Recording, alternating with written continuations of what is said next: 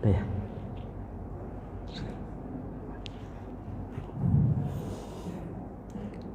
Assalamualaikum warahmatullahi wabarakatuh.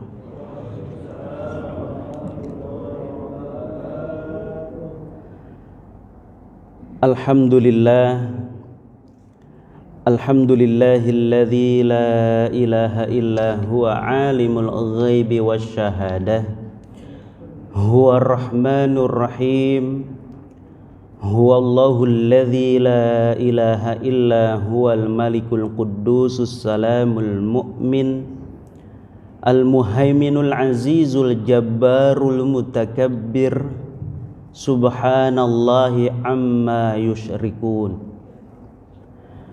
Ashhadu an la ilaha illallah wahdahu la syarika lah, wa ashhadu anna Muhammadan abduhu wa rasuluh. Allahumma salli wa sallim ala nabiyyina Muhammadin sallallahu alaihi wasallam wa ala alihi wa ashabihi ajma'in. Amma ba'du. Rabbana zidna ilma warzuqna fahma. Allahumma nawwir qulubana binuri hidayatika kama nawwartal arda binuri syamsika abadan abada ya arhamar rahimin. Yang dimuliakan Allah, para guru, para ustadz, para ahlullah di Masjid Al-Barkah, juga para orang tuaku di DKM Masjid Al-Barkah, ayah bunda sekalian serta jamaah sekalian semuanya yang dicintai oleh Allah Subhanahu wa taala. Baik sekali setiap aktivitas kita awali dengan membaca basmalah. Bismillahirrahmanirrahim. Para jamaah yang dimuliakan oleh Allah Subhanahu wa taala, di pertemuan sebelumnya mohon maaf materinya baru saya kirim semalam karena ada error di laptop saya gitu ya. Jadi mohon maaf kalau materi bulan lalu baru saya kirim bersamaan dengan materi hari ini. Materi pada bulan lalu terkait dengan tunaikan amanah, jangan khianat gitu ya. Terkesan dengan kisah Rasulullah sallallahu alaihi wasallam ketika Fathu Mekah, bahwa Rasulullah sallallahu alaihi wasallam masuk ke Ka'bah, kemudian ada seorang yang memegang kunci Ka'bah yang bernama Utsman bin Thalhah. Kemudian ketika Rasulullah sallallahu alaihi wasallam meminta kunci itu dengan kalimat sedikit mengejek, Utsman bin Thalhah itu mengatakan, kalau kamu benar Rasul baru saya kasih. Padahal yang meminta Rasulullah sallallahu alaihi wasallam. Karena pada saat itu Utsman bin Thalhah belum masuk Islam. Mendengar ejekan itu, Ali bin Abi Thalib merampas kunci itu dan kemudian membuka pintu Ka'bah. Kemudian Rasulullah masuk. Kemudian Rasulullah sholat sunnah 2 rakaat. Para sahabat mengeluarkan patung-patung berhala-berhala yang ada di dalam Ka'bah, kemudian menghancurkannya. Lalu Allah Subhanahu wa taala berfirman pada surat An-Nisa ayat 58 tentang menunaikan amanah. Berikan amanah itu kepada ahlinya.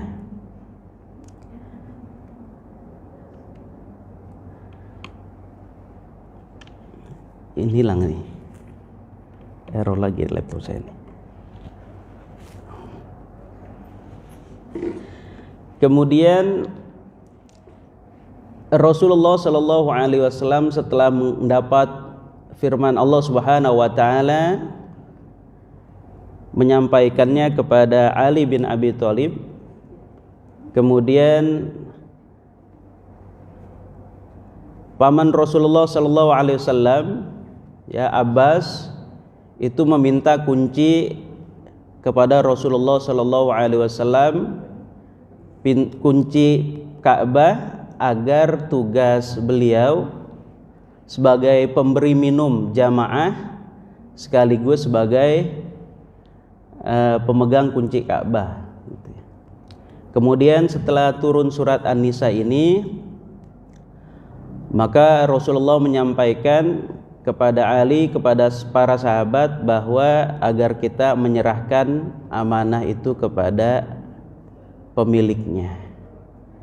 Walaupun Utsman bin Thalha pada saat itu belum masuk Islam, karena dia yang memegang kunci Ka'bah, maka Rasulullah memerintahkan Ali untuk mengembalikan kunci itu kepada Utsman bin Thalha.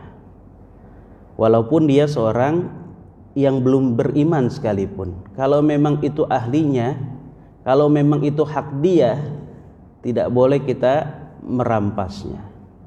Maka Rasulullah Shallallahu Alaihi Wasallam menyampaikan firman Allah itu, kemudian Ali bin Abi Thalib menyerahkan kunci itu kepada Utsman bin Thalha. Kemudian Utsman bin Thalha marah karena kuncinya dirampas dengan berkata, "Wahai Ali, engkau sudah menyakitiku. Engkau sudah menyakitiku. Engkau telah merampas kunci dariku."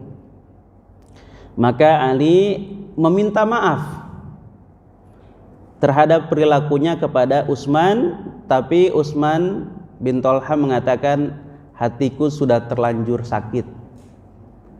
Kemudian, wahai Utsman bin Thalha, ketahuilah, ada kabar baik untukmu dari Rasulullah Shallallahu Alaihi Wasallam. Allah telah menurunkan satu ayat untukmu. Satu ayat untukmu, yaitu surat An-Nisa ayat 58 tentang menyampaikan amanah kepada pemiliknya. Setelah mendengar ayat itu, Utsman bin Thalha mendapat hidayah dari Allah dan akhirnya masuk Islam.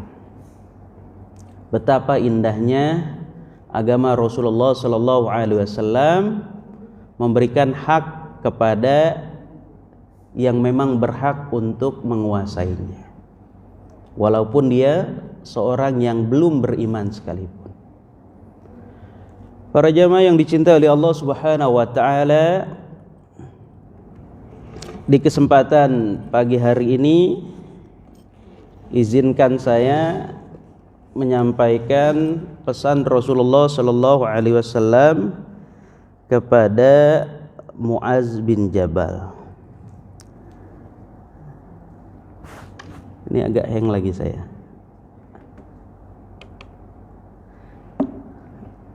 Mohon izin saya buka dari HP yang materinya.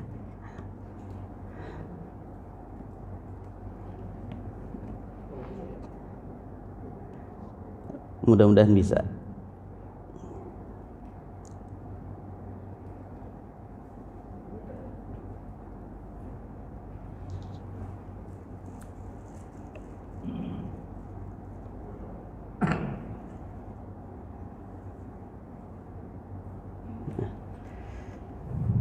Baik, mohon maaf atas ketidaknyamanan para jamaah sekalian.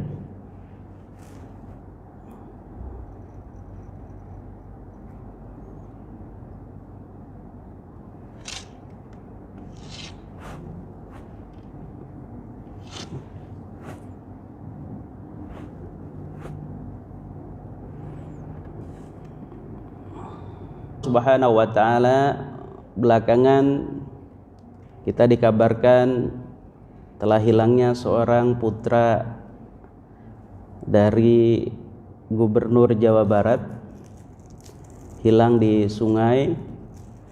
Kemudian ini mengingatkan kita pada materi yang lalu terkait kesabaran terhadap musibah.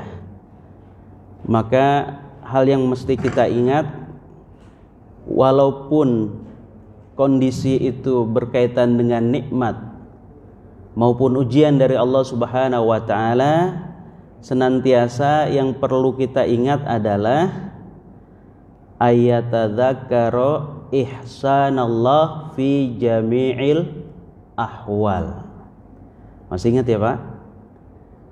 Ayatadzakara ihsanallah fi jami'il ahwal. Ketika musibah itu menimpa kita, maka ingatlah bahwa kebaikan Allah lebih banyak daripada ujian yang Allah berikan.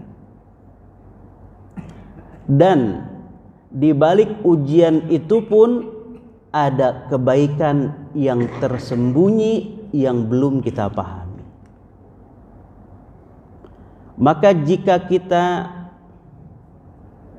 belum mampu mengungkap sesuatu terhadap hikmah terjadinya sesuatu, bahkan hal itu terjadi pada diri kita sendiri, itu bukan karena Allah Subhanahu wa taala tidak memberikan sesuatu yang berharga pada kita, tetapi karena kebodohan kitalah kita tidak mampu mendeteksi apa keinginan Allah Subhanahu wa taala terhadap diri kita. Kebaikan Allah Subhanahu wa taala begitu banyak, bahkan ujian Allah terhadap kita pun adalah kebaikan. Masih ingat kalimat Ali bin Abi Thalib, ketika keinginanku dikabulkan oleh Allah, aku bahagia. Ketika keinginanku tidak dikabulkan Allah, aku lebih bahagia. Kenapa? Karena yang pertama adalah keinginanku, dan yang kedua adalah keinginan Allah. Dan tentunya keinginan Allah lebih baik daripada keinginanku. Jadi ketika keinginan kita dikabulkan oleh Allah Subhanahu wa taala, sudah sepatutnya dan selayaknya kita berbahagia. Tetapi ketika keinginan kita tidak dikabulkan oleh Allah Subhanahu wa taala, janganlah bersedih, berbahagialah. Karena sebenarnya keinginan Allah lebih baik daripada keinginan kita. Maka seyogianya lah ketika keinginan kita tidak dikabulkan oleh Allah Subhanahu wa taala, kita lebih bahagia. Kenapa? Karena keinginan Allah sekali lagi pasti lebih baik daripada keinginan kita. Kemudian ketika siapapun diuji oleh Allah Subhanahu wa taala, ketika ujian itu Allah berikan, Allah tidak pandang dia pejabat, Allah tidak pandang dia memiliki kekuasaan dan sebagainya. Ini mengingatkan kita bahwa senantiasa kita memandang bahwa diri kita, manusia setinggi apapun kedudukannya, di sisi Allah Subhanahu wa taala adalah abdun dzalil. Setinggi apapun kedudukan manusia, setinggi apapun jabatan manusia, tetapi di hadapan Allah Subhanahu wa taala kita adalah abdun dzalil, hamba yang hina, yang tidak berdaya ketika diberikan sesuatu ujian dari Allah Subhanahu wa taala. Dan tidak mampu pula pengawal-pengawal, penjaga-penjaga untuk membentengi ketika keinginan Allah Subhanahu wa taala berupa sesuatu ujian atau keburukan. Tidaklah kita mampu untuk menghindarinya. Para jamaah yang dicintai oleh Allah Subhanahu wa taala. Karena sekali lagi hendaklah kita memandang bahwa diri kita ayyulahidhal insan annahu abdun dzalil wa anna rabbahu qawiyyun aziz. Hendaklah kita sebagai manusia senantiasa memandang diri kita adalah abdun dzalil, hamba yang lemah, hamba yang tak berdaya, dan memandang Allah Subhanahu wa taala sebagai Rabbun Qawi, Tuhan yang maha kuat, aziz dan maha perkasa. Qawiyun aziz, kuat dan lagi maha perkasa. Kemudian berikutnya, sehebat apapun manusia, sekuat apapun manusia, dia adalah makhluk Allah Subhanahu wa taala yang pada suatu saat akan binasa. Maka kapan dan dimanapun kita hendaknya ayatadzakkarul maut, anatadzakkarul maut. Hendaklah kita senantiasa mengingat-ingat tentang kematian. Para jamaah yang dicintai oleh Allah Subhanahu wa taala, ketika Mu'adz bin Jabal radhiyallahu an ditinggal oleh putra kesayangan beliau, beliau bersedih. Namun Rasulullah sallallahu alaihi wasallam mengirim surat untuk menghiburnya, untuk menasehatinya. Maka Mu'adz bin Jabal berkisah bahwa ketika anakku wafat, Rasulullah sallallahu alaihi wasallam menulis surat kepadaku yang berbunyi sebagai berikut. Dari Muhammad Rasulullah sallallahu alaihi wasallam kepada Mu'adz bin Jabal. Semoga kesejahteraan tetap atasmu. Aku memuji Allah, zat yang tidak ada Tuhan kecuali Dia. Selanjutnya, semoga Allah Subhanahu wa taala membesarkan pahalamu dan memberi kesabaran kepadamu. Semoga pula Allah Subhanahu wa taala senantiasa mengaruniamu rasa syukur bagi kamu, bagi kami dan bagimu. Kemudian bahwasannya jiwa, harta, keluarga, anak-anak kita dan harta mereka itu semua adalah termasuk pemberian Allah Subhanahu wa taala yang menyenangkan dan merupakan pinjaman yang dititipkan. Pemberian yang menyenangkan sekaligus pinjaman yang dititipkan, di mana kita menikmatinya sampai waktu yang telah ditentukan dan Allah menariknya pada waktu yang telah ditentukan pula. Kemudian Allah Subhanahu wa taala mewajibkan kita bersyukur ketika diberi dan bersabar ketika dicoba. Anakmu itu termasuk pemberian Allah yang menyenangkan dan pinjamannya yang dititipkan. Allah telah menyenangkanmu dengan anakmu itu dengan senang dan sukacita. Dan kini Allah Subhanahu wa taala mengambilnya dengan balasan pahala yang besar. Jika kamu sabar dan ikhlas. Oleh karena itu wahai Mu'adz, janganlah duka citamu menghapuskan pahalamu, sebab kamu nanti akan menyesal terhadap yang telah hilang itu. Seandainya kini diperlihatkan pahala musibahmu, niscaya kamu akan mengetahui bahwa musibah ini sangat sedikit bila dibandingkan dengan pahalanya. Ketahuilah bahwa penyesalan itu tidak akan bisa mengembalikan orang yang telah wafat. dan tidak akan menghilangkan kesedihan, maka hilangkanlah rasa dukamu itu yang kini menimpamu. Bayangkanlah seakan-akan kematian itu terjadi pada dirimu. Wassalam, kata Rasulullah sallallahu alaihi wasallam. Hal yang pasti kita perhatikan dari pesan Rasulullah sallallahu alaihi wasallam,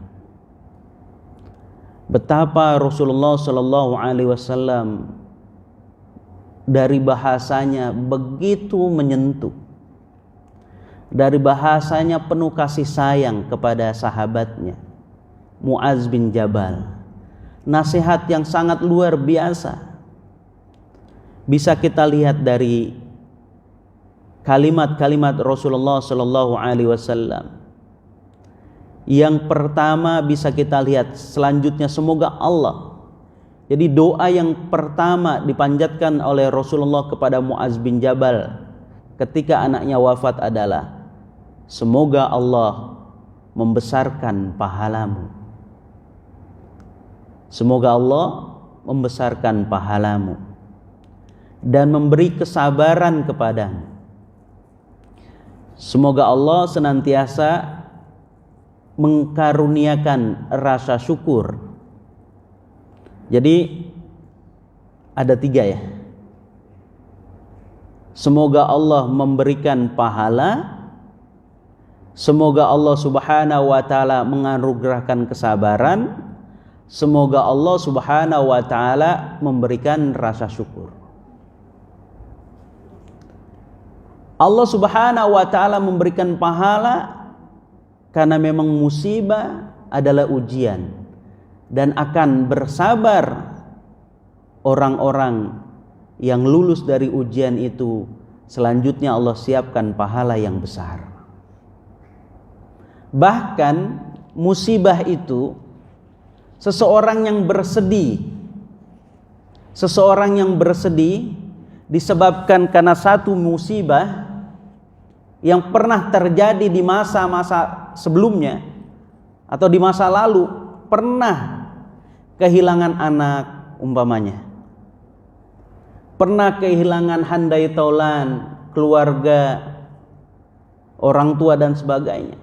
Kemudian dia ingat, diliputi rasa duka karena ingat dengan musibah itu, entah musibah apapun, dia ingat. Selanjutnya setelah dia ingat, dia mengucapkan inna lillahi wa inna ilaihi rajiun, maka pahala baginya. Jadi ketika kita bersedih mengingat sesuatu yang telah terjadi pada diri kita, kemudian kita ucapkan inna lillahi wa inna ilaihi rajiun, maka pahala bagi kita. Bagaimana kesedihan tidak membawa pahala ketika kita iringi dengan ayat tadzakkaru ihsanallah.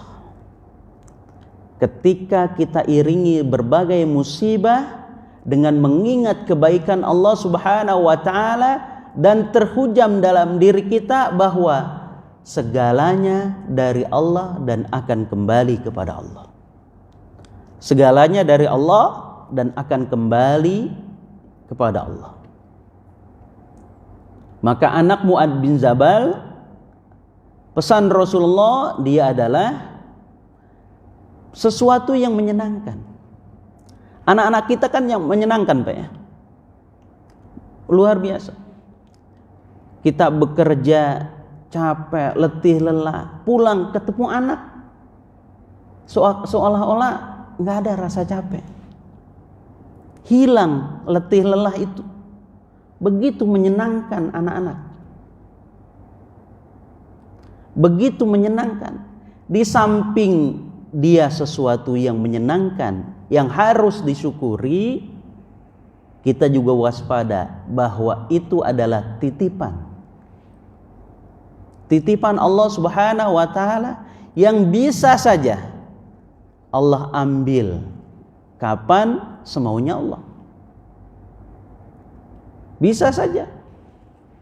Dan termasuk diri kita pun adalah titipan dari Allah Subhanahu wa taala untuk keluarga kita. Titipan Allah Subhanahu wa taala untuk anak-anak kita, diri kita. Untuk orang tua kita dan sebagainya. Jadi kita ternyata cuma titipan, Pak. Apakah pantas sesuatu yang cuma berupa titipan sombong gitu ya? Kita ini cuma titipan ternyata. Titipan Allah Subhanahu wa taala.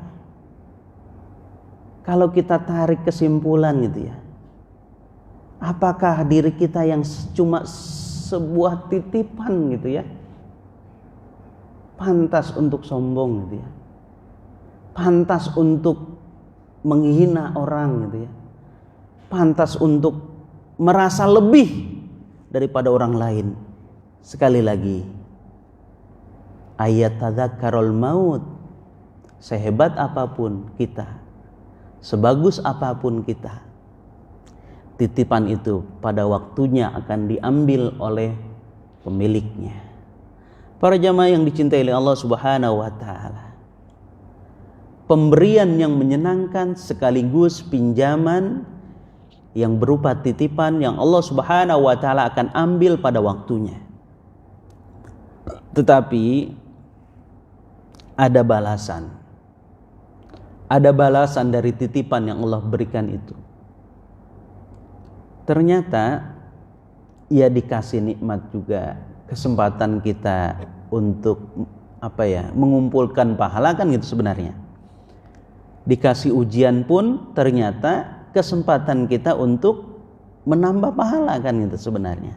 Maka benar kata Rasulullah, ajaban li amril mukmin, sangat luar biasa perkara orang yang beriman itu. Sangat luar biasa perkara orang yang beriman itu. Idza asobathu sarra syakara, apabila dia mendapatkan nikmat sesuatu yang menyenangkan, dia bersyukur, fakana khairul lahu, maka itu baik baginya. Wa idza asobathu dharra sabaru, dan apabila ia ditimpakan berupa dharra, kesempitan, kesusahan, ujian dan sebagainya, berupa kesulitan-kesulitan hidup, sabaru, dia bersabar, fakana khairul lahu, maka itu juga baik baginya. Cuma pilihannya dua ya Pak, pilihannya cuma dua kita, menjadi bersyukur atau menjadi bersabar. Udah jadi orang yang bersyukur atau orang yang bersabar, itu aja deh gitu ya. Jadi orang yang bersyukur insya Allah jadi orang sabar, jadi orang sabar insya Allah bersyukur. Jangan kufur, jangan kufur. Para jamaah yang dicintai oleh Allah Subhanahu wa taala, jadi musibah ketika kita memahami betul pesan terakhir Rasulullah sallallahu alaihi wasallam, ketahuilah bahwa penyesalan itu tidak akan bisa mengembalikan orang yang telah wafat. Ya benar. Mau nangis sehari semalam, seminggu, bahkan kesedihan tidak akan mengembalikan orang yang telah dipanggil oleh Allah Subhanahu wa ta'ala. Kemudian apalagi berupa penyesalan dan sebagainya.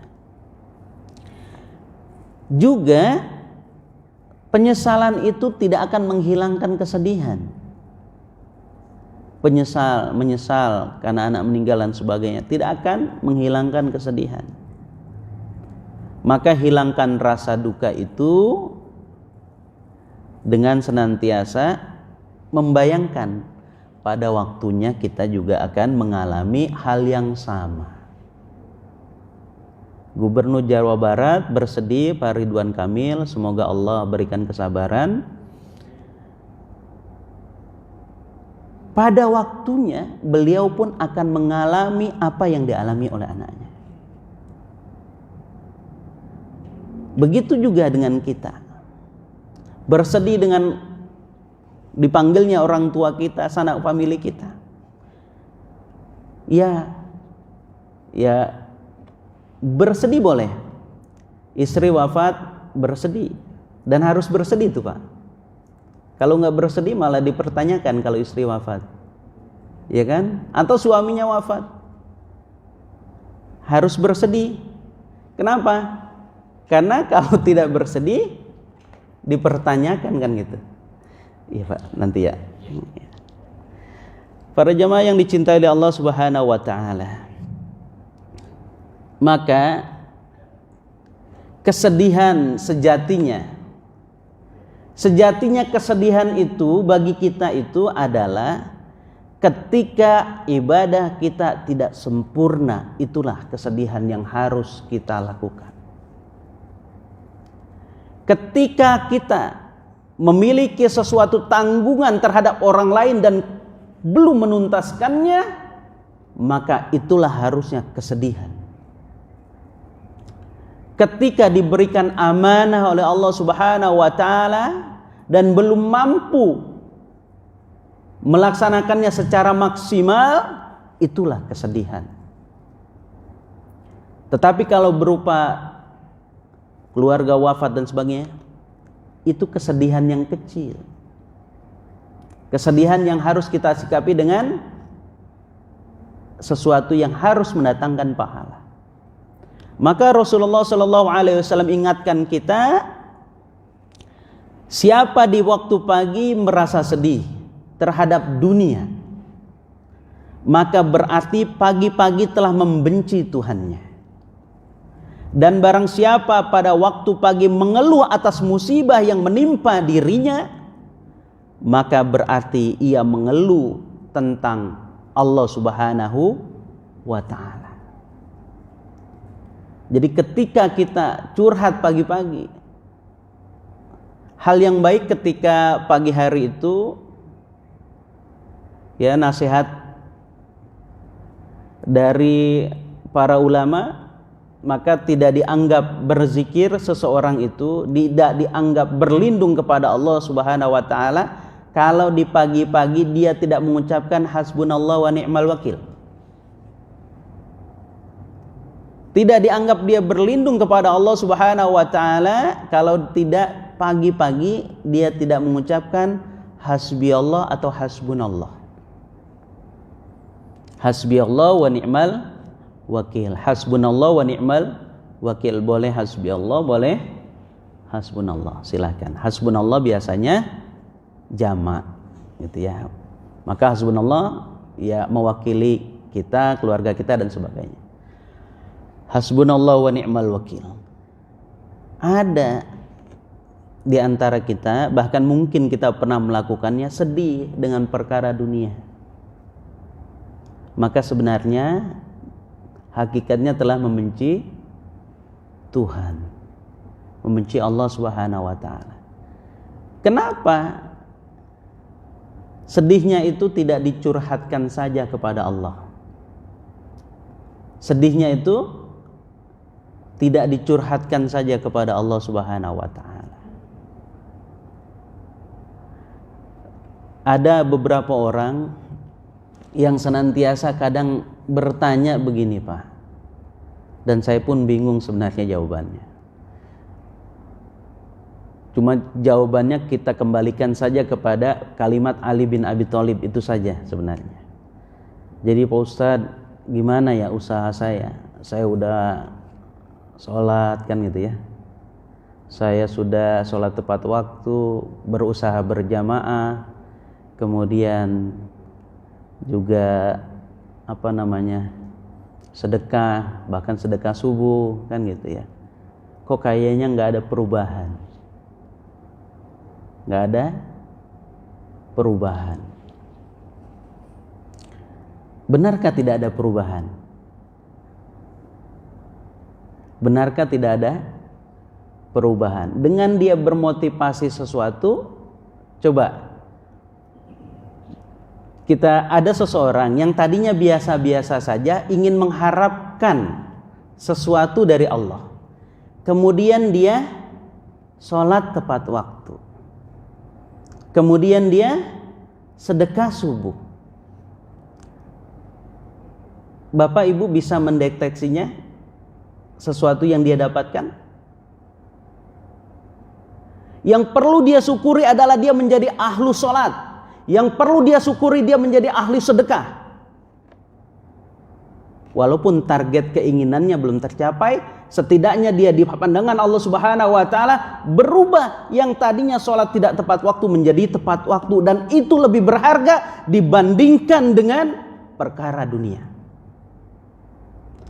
Ketika seseorang ingin sesuatu, dia kemudian menjadi ahli sedekah, enggak juga dia sedekah lagi, enggak juga sedekah lagi. Semoga dia menjadi ahlu sedekah yang kemudian dia dikelompokkan oleh Allah Subhanahu wa taala dalam golongan orang yang bersedekah.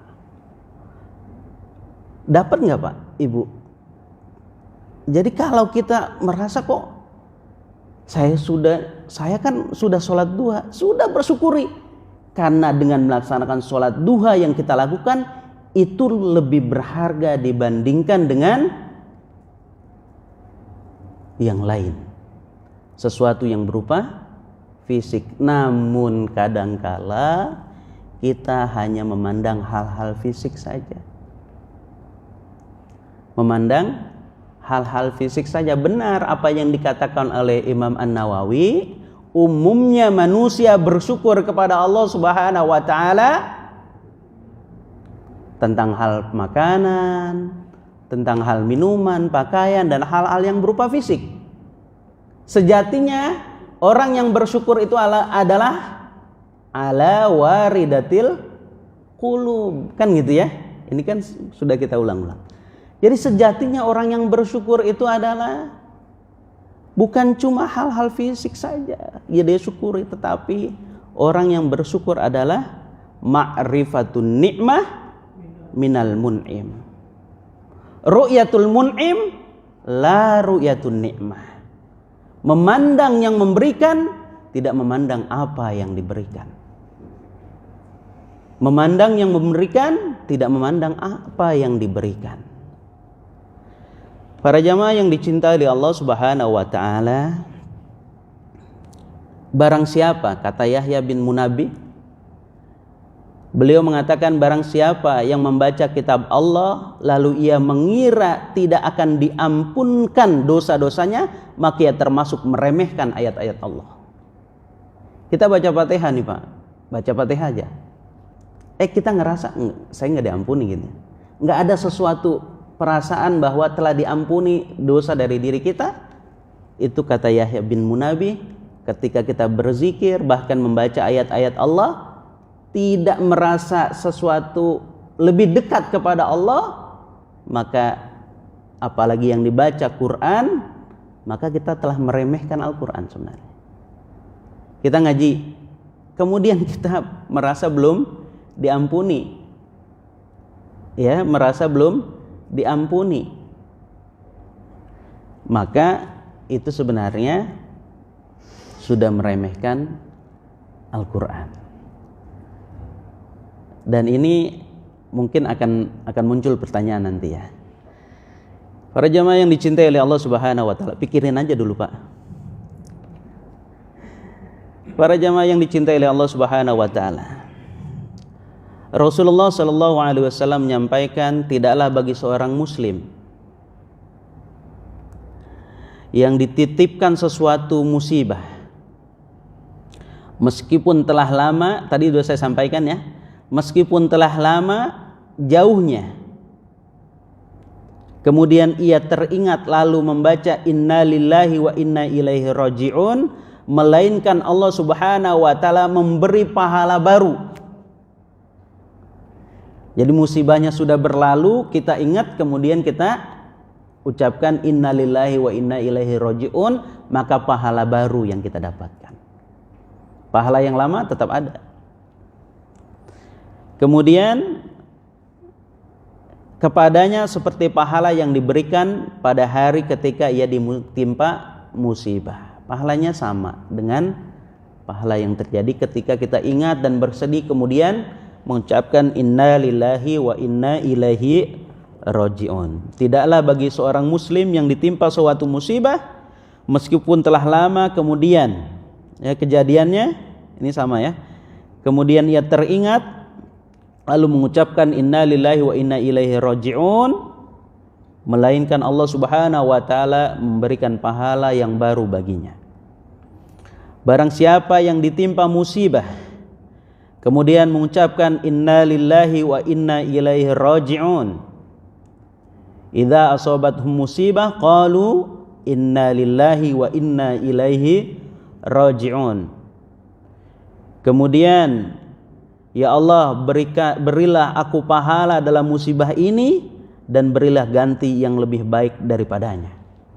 Jadi ketika Ummi Kulsum ya doanya kan gini Pak, inna lillahi wa inna ilaihi raji'un, Allahumma jurni fi musibati, gitu ya, taknya nyambung harus dengan ya itu, gitu ya. Jadi ya Allah berikan pahala dalam musibahku, gitu. Berikan pahala dalam musibahku, kemudian beri ganti dengan yang lebih baik. Ketika Ummu Salamah ditinggal wafat oleh suaminya, kemudian dia mengamalkan doa ini, terbukti ternyata pada kesempatan berikutnya diganti suaminya, dia menjadi istri Rasul, diganti suaminya dengan yang lebih baik. Para jamaah yang dicintai oleh Allah Subhanahu wa taala, sekali lagi perlu kita pahami, Allah Subhanahu wa taala akan menimpakan rasa takut, rasa lapar, kemudian kekurangan harta, kehilangan keluarga, dan kekurangan buah-buahan serta pangan dan sebagainya. Allah berikan kabar gembira bagi orang yang bersabar. Kemudian ketika mereka orang-orang yang ditimpakan musibah itu mereka bersabar, kemudian indikasi orang yang bersabar itu ketika ditimpa musibah dia belum melakukan apa-apa, dia langsung mengucapkan inna lillahi wa inna ilaihi raji'un, gitu ya. Para jamaah yang dicintai oleh Allah Subhanahu wa taala, janji Allah Subhanahu wa taala bagi orang yang sabar dengan indikasi mengucapkan inna lillahi wa inna ilaihi raji'un, kemudian dengan berbagai karakternya, Allah Subhanahu wa taala janjikan apa? Rahmat, kemudian hidayah, bimbingan dari Allah Subhanahu wa taala. Para jamaah yang dicintai oleh Allah Subhanahu wa taala, kemudian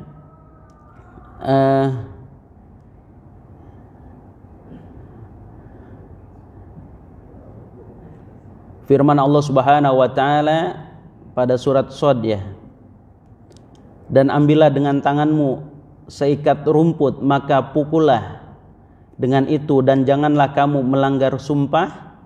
Sesungguhnya kami dapati Ayub seorang yang sabar, dialah sebaik-baiknya hamba, sesungguhnya dia amat taat kepada Allah Subhanahu wa taala.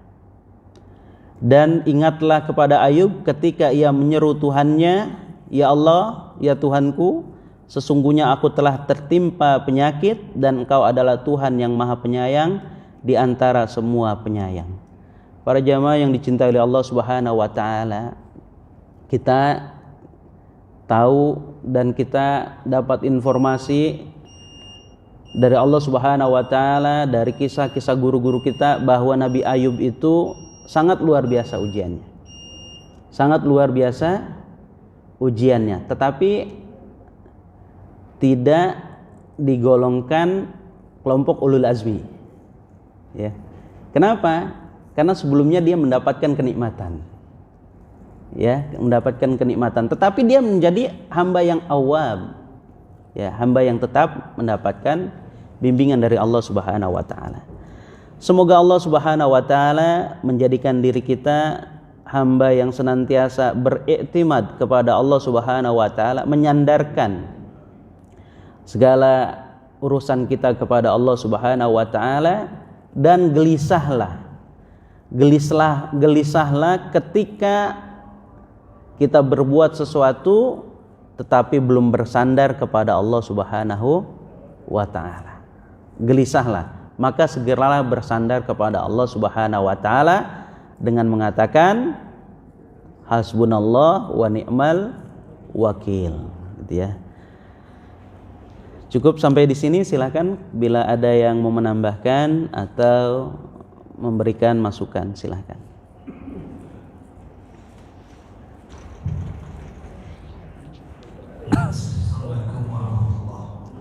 Waalaikumsalam warahmatullahi wabarakatuh.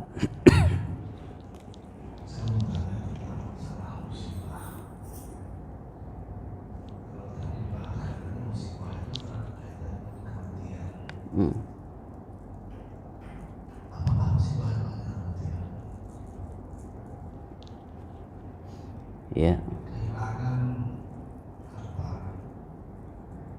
atau kerugian dalam usaha dan sebagainya, itu juga mungkin bisa merupakan musibah. Tapi apakah hubungannya antara musibah dan proses? Kalau kita melakukan sesuatu yang keliru dan hasilnya menjadi musibah, itu bagaimana? Itu juga sebuah musibah sebenarnya yang terjadi. Lalu hubungan dengan takdir sebenarnya. Kalau kita lihat misalnya seperti apa kan dia berangkat dari bisnis berkali, tiba-tiba musibah datangnya. Apakah takdirnya harus seperti itu? Begitu juga kita dengan masalah kerugian, kesalahan mengambil keputusan seperti kerugian. Lalu terjadi musibah, jatuh miskin, ditipu orang, itu musibah juga sebenarnya. Bagaimana membuat itu Ustaz? Dengan prosesnya.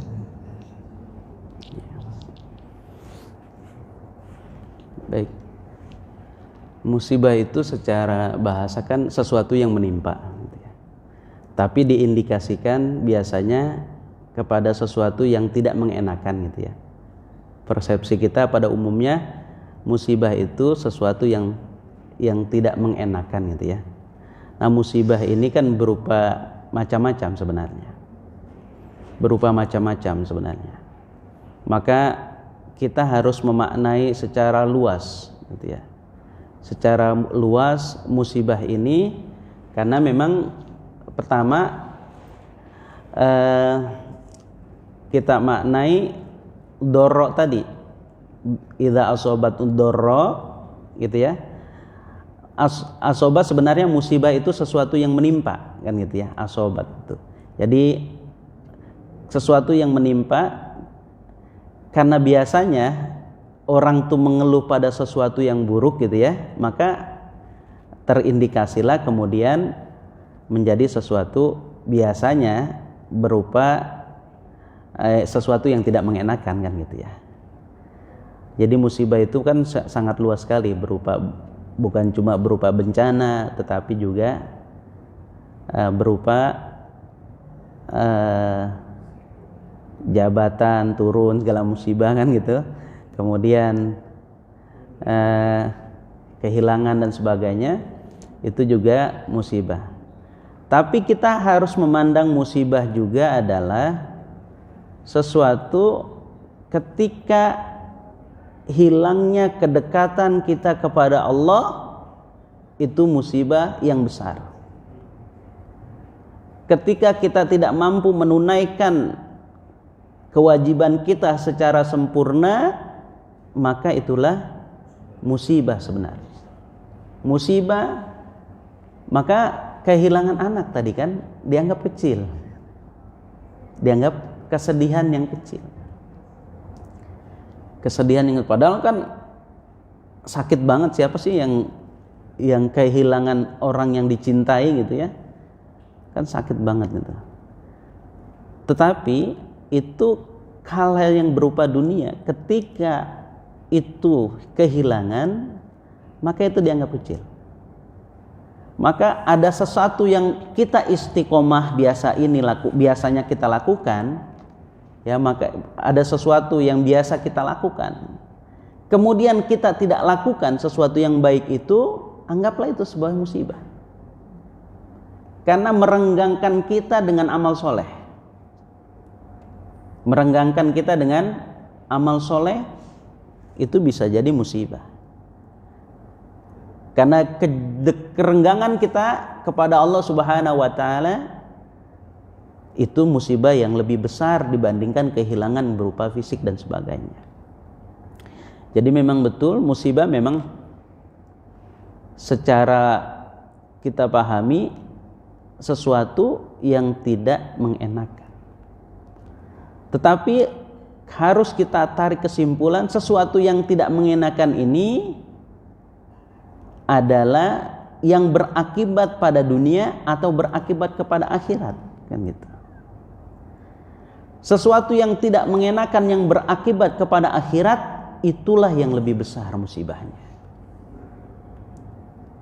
Ketika seseorang, ya, yang sudah mukhlis gitu ya, yang sudah mukhlis kemudian tingkatkan menjadi mukhlas, kan gitu ya. Ya, ada mukhlis Pak ya. Ya, bisa dipahami ya antara mukhlis dengan mukhlas.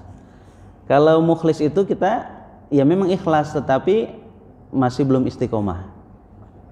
Kalau mukhlas itu sudah istiqomah dengan satu amalan baik, kemudian dia istiqomah terus, bahkan meningkat dan sebagainya, sehingga dia dibimbing oleh Allah Subhanahu wa taala.